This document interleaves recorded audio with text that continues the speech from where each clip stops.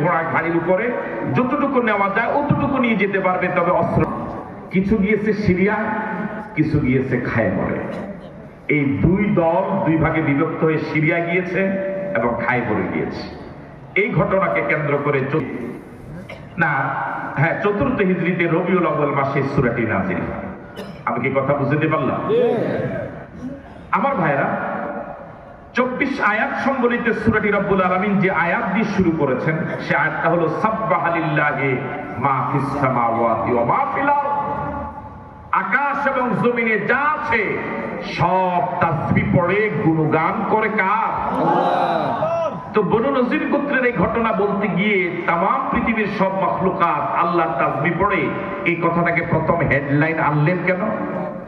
এই জন্য আনলেন, সাহাবায়ে কেরাম এই অল্প কয়েকজনের অবরোধে এমন একটি শক্তিশালী গোত্র যোদ্ধা দল এত সহজে পালিয়ে যাবে, এটা সম্ভব ছিল না যদি আল্লাহর হুকুম না হতো। ঠিক আছে কথা? এই জন্য আল্লাহ পাক শুরুতে বললেন সাব্বাহা লিল্লাহি মা ফিস সামাওয়াতি ওয়া মা ফিল আরদ। আকাশ এবং জমিনের সব তাসবিহ পড়ে আমি আল্লাহ